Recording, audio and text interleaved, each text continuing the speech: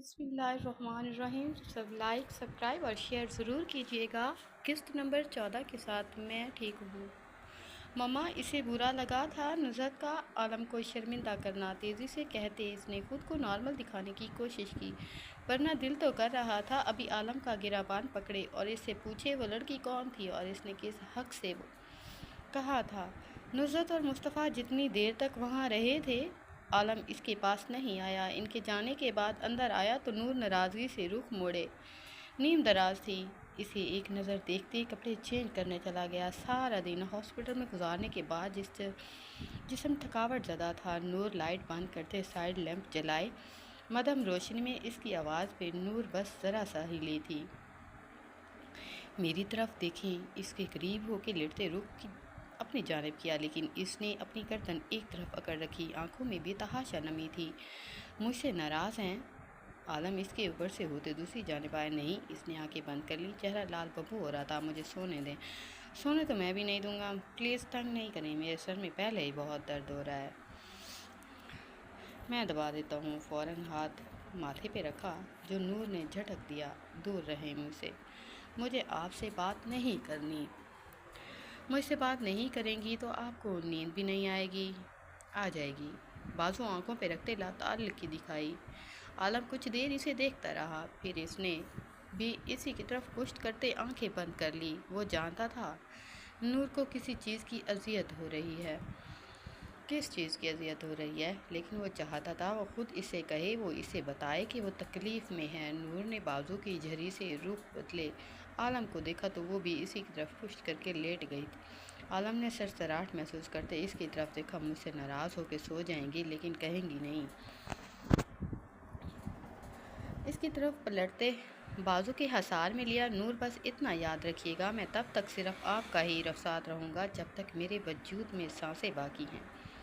میری زندگی میں اگر کبھی کسی دوسری عورت کی گنجائش ہوئی تو وہ ہماری بیٹی ہوگی۔ اسے خود میں سموتے کندھے پر رکھتے نور شرم سے لال ہو گئی، آنسو ہتھیلی سے رگڑتے صاف کیے۔ پھر وہ لڑکی کون تھی؟ خاموشی کو توڑ ہی دیا آخر۔ وہ لڑکی ملیحہ ہارون تھی، میری کلاس میٹ۔ صرف کلاس میٹ؟ تڑپ کے پوچھا۔ وہ مجھ سے شادی کرنا چاہتی تھی لیکن میں نہیں۔ پھر کچھ معاملات ایسے ہوئے کہ میں نے سوچا اگر شادی کرنی ہی ہے تو اسی سے کر لوں۔ وہ نور کے تاثرات بھی دیکھ رہا تھا جس کے منہ کا زاویہ تھوڑا سخت ہوا۔ آپ کو اس سے محبت ہو گئی ہے؟ کیا ہو گئی تھی؟ نور نے بے چینی سے دریافت کیا۔ نہیں، کبھی نہیں، لیکن شادی کا ارادہ اس لیے کیا تھا کہ چلو اس کی خواہش پوری ہو جاتی ہے، لیکن پھر بیچ میں میری موم آ گئیں، اپنا کردار ادا کیا اور سب بکھر گیا۔ پھوپھو نے؟ وہ تو چاہتی ہیں کہ آپ کی اس کی شادی ہو، تب نہیں چاہتی تھی تو انہیں اس سے کیا مسئلہ تھا؟ ثروت پھوپھو نے اسے کیوں کیا؟ ایسا کیوں کیا؟ مجھ سے تو چلو پرابلم تھی، لیکن اس سے وہ اب اس سے کھل کے بات کر رہی تھی اور عالم اسے ایک ایک بات کا بتا رہا تھا۔ انہیں یہ تھا کہ میرے لیے وہ کوئی بہت اعلیٰ خاندان کی لڑکی لائیں گی جو امیر ہو۔ اوہو اوہو، اس کے ہونٹ سکڑے۔ مطلب ان کی خواہش پوری نہیں ہوئی؟ اسے افسوس بھی ہوا۔ ہو گئی نا۔ وہ اب اس کے بالوں سے کھیل رہا تھا۔ کیسے؟ کہ میرے لیے سب سے اعلیٰ خاندان وہی ہے جس سے میری نور کا تعلق ہے، اس نے اتنے ہی پرسکون انداز میں کہا، اور میں ایک عزت دار خاندان کی بیٹی کا شوہر ہوں۔ اس کا رخ اپنی جانب موڑتے آنکھوں میں محبت بھری سبت کی آنکھیں شاید سٹریس کی وجہ سے لال ہو رہی تھی۔ انگوٹھے کے پروں سے ہلکا سا سہلاتے پھونک ماری تو وہ پرسکون ہوتے مسکرا دی۔ چلیں اب سو جائیں۔ اس کے گرد بازو حائل کرتے سر سینے سے لگایا تو نور نے بھی سکون سے آنکھیں بند کر لیں۔ تمہارے معاملے میں اناؤں کا کوئی عمل دخل نہیں۔ تمہارے معاملے میں اناؤں کا کوئی عمل دخل نہیں، تم بس تم ہو۔ تمہیں سوچ کر دل میں دور دور تک فقط محبت جنم لیتی ہے، شکایت مرنے لگتی ہے، ضد ہجرت کر جاتی ہے، اور سکون کسی تناور درخت کی طرح روح کے صحن کو اپنی لپیٹ میں لے لیتا ہے۔ اس کی حالت بہت خراب ہے عبداللہ، ہمیں ڈاکٹر کے پاس جانا چاہیے۔ ملیحہ جب سے آئی تھی بس خاموش تھی اور اب بخار میں پھنک رہی تھی۔ عابدہ نے عبداللہ کو دیکھتے کہا، میں ٹیکسی کا بندوبست کرتا ہوں، اسے باہر نکالیں۔ وہ ابھی یونیورسٹی سے آیا تھا، اس کی طبیعت کے بارے میں وہ اس سے پہلے ہی بتا چکی تھی، ٹوٹے ہوئے دل اور آنکھ سے گرے ہوئے آنسوں کی قدر اللہ کے علاوہ کوئی نہیں جانتا۔ ملیحہ ہارون کے آنسو تو کب کے خشک ہو گئے تھے۔ امیدیں ٹوٹ جانا، ان کا نامکمل رہ جانا انسان کو مار جاتا ہے۔ اللہ کی رضا میں راضی ہو جانا کوئی آسان بات نہیں ہوتی، بڑا کامل یقین چاہیے ہوتا ہے، بڑا پختہ یقین جو ڈگمگانے سے نہ دے۔ اور جب اللہ کی رضا میں دل راضی ہونا شروع ہو جاتا ہے تو ایسے لگتا ہے دل نے اپنا اصلی مقام پا لیا ہے، اسے بس اللہ کی محبت ہی کافی ہو جاتی ہے۔ اس کے لیے پھر یہ دنیا، عام انسان کوئی معنی نہیں رکھتے، وہ بس اللہ سے لو لگا لیتا ہے۔ ملیحہ کو یہی کرنا تھا، اس سے بے شک سب کچھ چھین لیا گیا تھا، لیکن وہ اللہ سے دور نہیں ہونا چاہتی تھی۔ آزمائش بھی تو ایسی ہی تھی جو اللہ کے پیاروں کو ہو، اپنے آگ کی طرح ابلتے ہوئے جسم کے اندر اسے دل مقام پر ٹھنڈک محسوس ہونے لگی تھی۔ کھونے کا دکھ کوئی سمجھ نہیں سکتا، ماں نہ کوئی اور، بس اللہ جانتا ہے، یا وہ جو اس کے قریب سے گزر رہا ہو۔ ملیحہ بیٹا اٹھو۔ عابدہ نے اندر آ کے اسے اٹھایا، پھر خود ہی چادر اڑائی۔ کیا ہوا ہے اماں؟ آپ جیسے کسی گہرے کنویں سے آواز آئی ہو، تم ٹھیک ہو نا؟ اسے حیرت سے چادر کو تکتے پایا تو عابدہ نے اسے بے بسی سے دیکھا۔ میں ٹھیک ہو جاؤں گی، بس میرے لیے دعا کیا کریں، اللہ مجھے صبر و جمیل عطا فرمائے۔ ان کی آواز میں کوئی لڑکھڑاہٹ نہیں تھی۔ اللہ میری بیٹی کو صبر دے۔ بے اختیار اسے خود سے لگاتے وہ افسردہ سی ہو گئی۔ میرے جگر کا ٹکڑا، اللہ تمہارے دل کو پر نور کرے، اپنی رحمت سے تمہارے سارے زخم بھر دے۔ اس کا ماتھا چومتے ان کے ہونٹ کپ کپ آئے۔ آ جائیں اماں۔ باہر سے عبداللہ کی آواز آئی، وہ اسے لیے باہر چلی آئی۔ قریبی کلینک سے اس کا چیک اپ کروایا تھا، بس سٹریس کی وجہ سے بخار تھا، کچھ دوائیں ڈاکٹر نے لکھ کر دیں تو عبداللہ باہر لے آیا۔ واپسی پہ سارے راستے وہ اماں کی گود میں سر رکھے آرام سے سوتی رہی۔ کچھ دن لگے تھے اسے ٹھیک ہونے میں۔ 8 سال کی محبت۔ کبھی کبھی دل اتنا بے چین ہوتا ہے کہ صبر مشکل ہو جاتا ہے۔ وہ قرآن کھول کے بیٹھ جاتی، جہاں اللہ اپنے بندوں کو خود تسلیاں دیتا، اور آیت کا ترجمہ ہے کہ اور اللہ صبر کرنے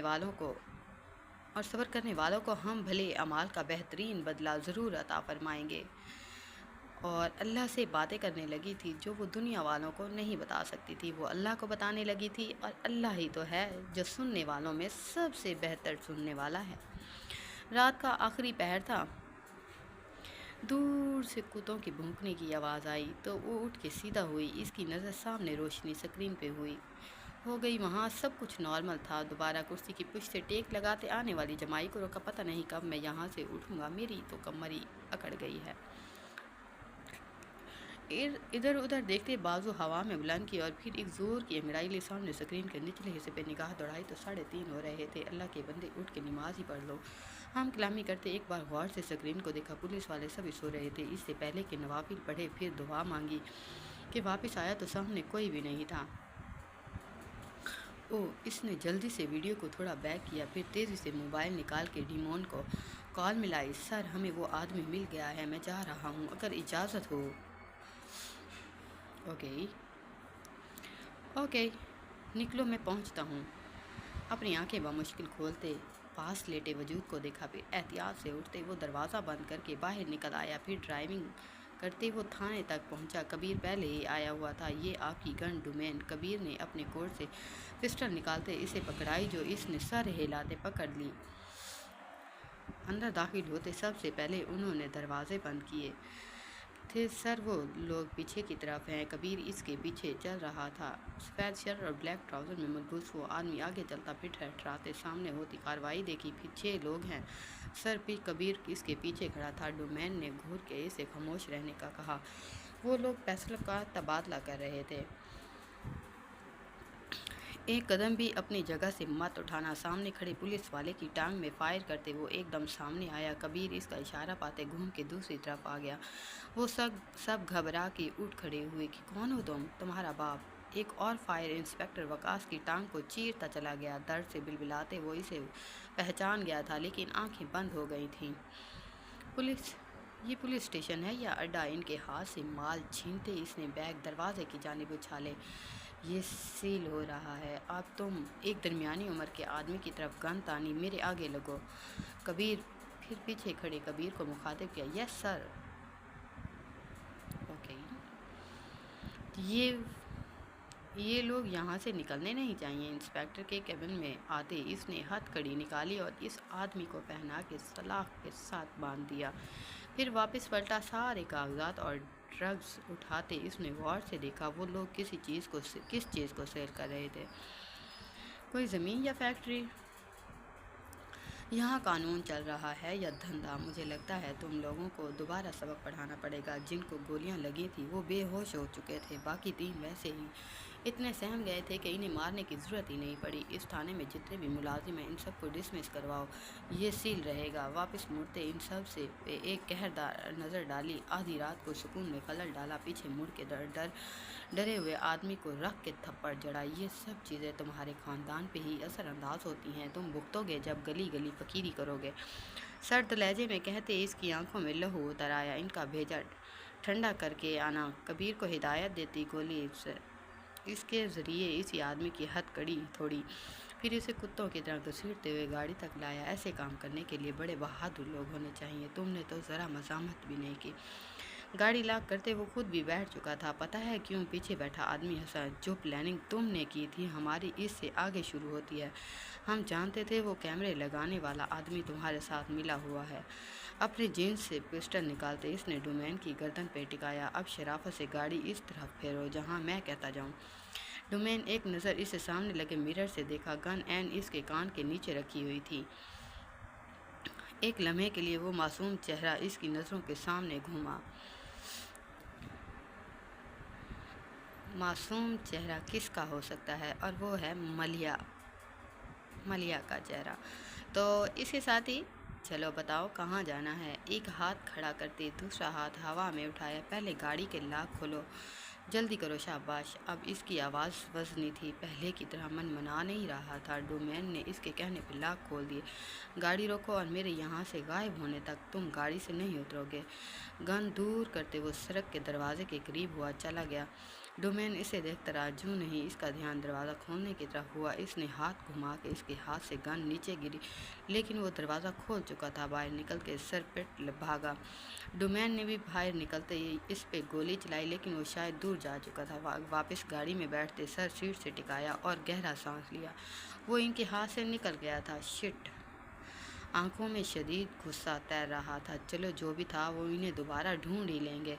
گاڑی سٹارٹ کرتے وہ گھر جانے کی بجائے سیکرٹ ویلڈ ہاؤس آیا تھا۔ میں اس لڑکی کو چھوڑوں گی نہیں جس نے میرے بیٹے کو اندھا کر دیا۔ اسے نظر نہیں آتا وہ اس کی دولت کے لالچ میں اس کو الو بنا رہی ہے۔ جو لوگ منافق ہوتے ہیں ان کے دلوں میں کبھی کسی کے لیے اچھائی بس ہی نہیں سکتی۔ وہ لوگ بات سے بات نکالتے ہیں اور خود کو ہی ٹھیک سمجھتے ہیں۔ اب ثروت بیگم کو بھی لگنے لگا تھا کہ نور کی وجہ سے ان کا بیٹا ان سے دور ہوا، اور نور کو اس سے کوئی محبت نہیں بلکہ دولت کی لالچ ہے۔ خود میں کٹتے وہ سوچ رہی تھی، داؤد صاحب بھی ان کے سے سخت ناراض تھے، طلحہ اور برہان بھی خائف تھے، بس خولا تھی جو ماں کے ساتھ کھڑی تھی۔ وہ ابھی فریش ہو کے باہر آئی تو عالم تیار ہو چکا تھا۔ بلیک ڈنر سوٹ میں وہ کافی ہینڈسم لگ رہا تھا۔ آج وہ لوگ ڈنر کرنے باہر جا رہے تھے۔ نور نے میچنگ کر کے بلیک ہی شفون کی سادہ سی شارٹ فراک اور ٹراؤزر پہنا، بھیگے بالوں کو ایک کندھے پہ ڈالے اور ڈریسنگ ٹیبل کے سامنے آئی۔ عالم اس کے بھیگے بال دیکھ رہا تھا، کف لنکس لگاتے قریب آیا۔ بھیگے ہوئے بالوں کو ہتھیلی پہ ملتے چہرے کے قریب کرتے نمی محسوس کی تو نور سٹ پٹائی۔ آپ گیلے بالوں میں میرے جذبات کو ہوا دے رہی ہیں۔ پیچھے ہٹتے نظریں چرائیں تو نور سر جھکا گئے۔ دوپٹے سے بے نیاز اس کا حسن قیامت کے برف پر لگ رہا تھا، اوپر سے بھی کبھی تو ہم لوگ نہیں جا رہے۔ کچھ دیر تحمل سے اسے دیکھا، پھر فیصلہ سنایا۔ کیوں؟ وہ ہونٹوں پہ بلڈ ریڈ لپسٹک لگا رہی تھی، اس کی بات پہ پلٹی۔ عالم نے سر ہلاتے گہری نظروں سے اس کے سرخ نیموار لب دیکھے، پھر فون اٹھاتے ٹیرس پہ آیا۔ نور حیرانگی سے آنکھیں پھیلائے اس کے پیچھے چلی آئی۔